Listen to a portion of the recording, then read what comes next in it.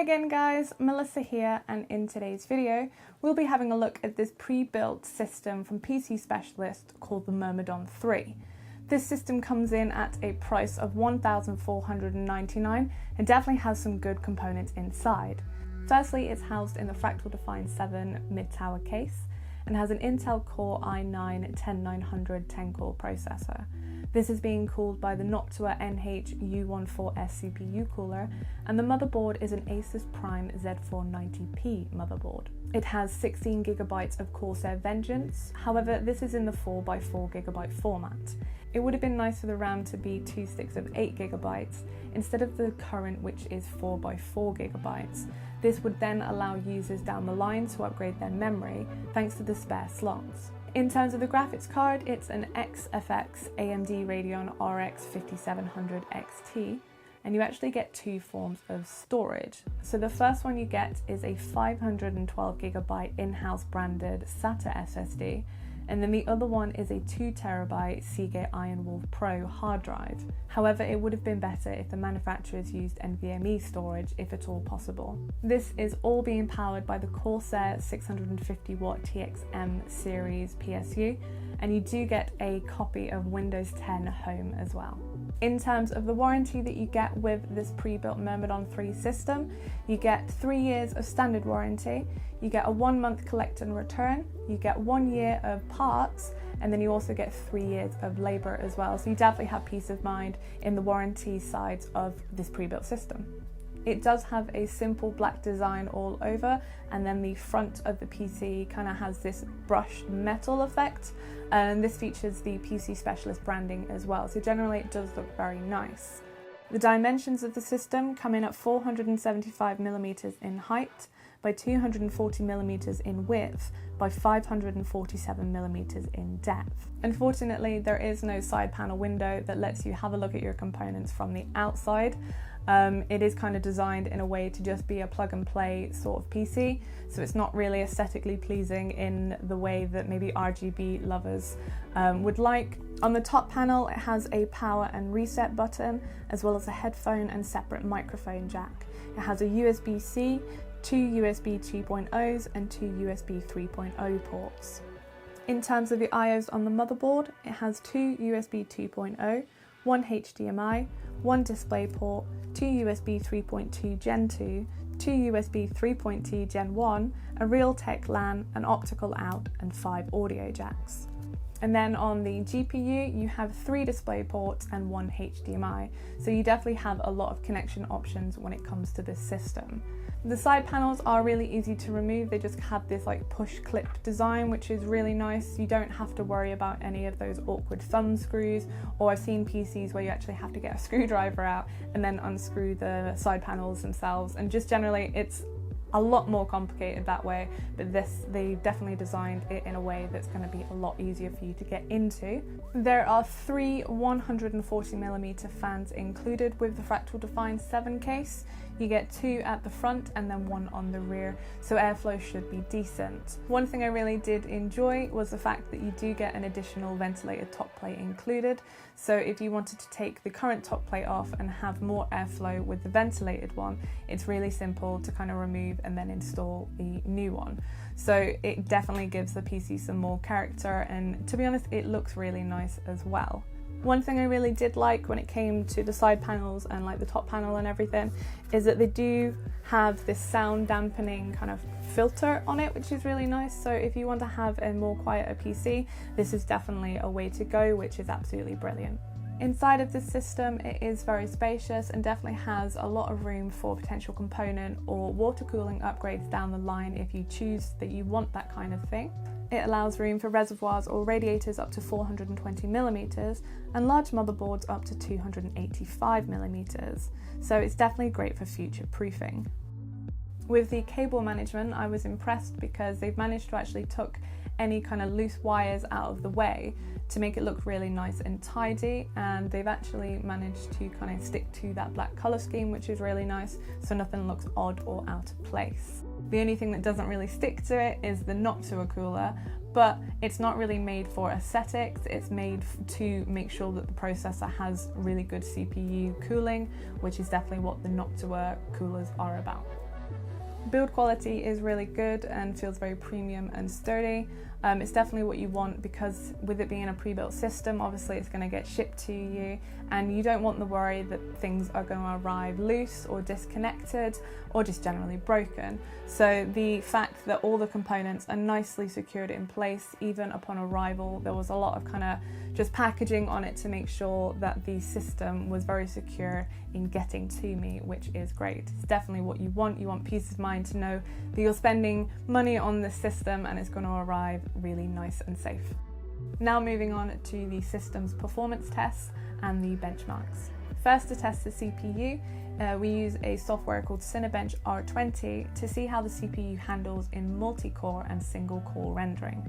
For multi-core, it achieved a score of 6,139 and single-core achieved 527. This works off the higher the score, the better. With this being the first system on the new suite and the first video review, we only have the results in isolation, so others will be added in due course. Moving on to the Blender test, which is another rendering benchmark for the CPU, but this time it also tests the GPU as well. And to do this, it runs a benchmark and tells you the total time it takes to complete. The CPU achieved a total time of 910 seconds to complete, whereas the GPU finished a bit slower here, taking 2,063 seconds. So in this instance, having a lower time is definitely better. The next test is PC Mark X. This runs a set of different tasks that cover a wide variety of tasks performed in a realistic workplace situation.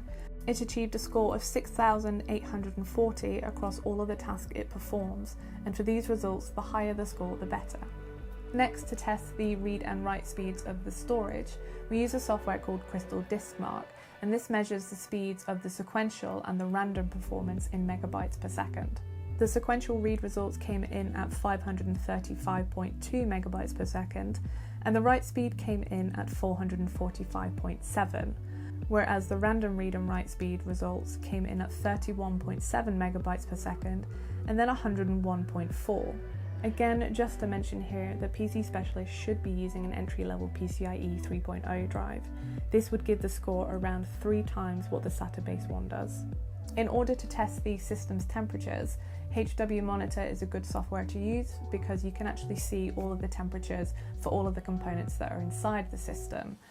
We actually use Blender to test the CPU peak temperature, and then we also just do some gaming to test the GPU peak temperatures as well. The CPU temperature peaked at 100 degrees whilst Blender was running, and then whilst gaming, the temperatures for the GPU peaked at 80. 100 degrees is a pretty damn high CPU peak temperature for this system, and it would definitely be better to see it below 80 degrees. However, there was no clear evidence of throttling. To check the power consumption of the system, we use a watt meter, and we actually check the power consumption whilst the system's in idle, whilst we have Blender running, and then also whilst we're gaming in 1080p. The idle power consumption results came in at 89 watts. Whilst using Blender, it was 353 watts, and then finally, whilst gaming, it was 327. With these results, you want the system to use less power, which makes it cheaper to have on and use in the long run. In terms of the noise, it does give off a nice gentle hum. When in use, it's not obnoxious and it's definitely not off-putting at all. And if you were to wear headphones, it's something that you just definitely wouldn't be able to hear, which is absolutely great. Obviously, the fans kicked in a lot more when I was loading up games or I was pushing the PC through the benchmarking test, but that's to be expected because you're putting a lot of load onto the PC itself. Moving on to gaming performance, we use a software called 3D Mark, and specifically we use TimeSpy and the TimeSpy stability test. The TimeSpy result had a score of 8,898 and the stability test achieved 99.3%. With both of these results, the higher the score or the percentage is better. And then finally, to see the FPS scores that the system can handle when playing a game, we use the in-game benchmarking for Far Cry New Dawn, and then we also use the in-game benchmarking tool for Shadow of the Tomb Raider. Firstly, with Far Cry New Dawn, we enable high quality textures.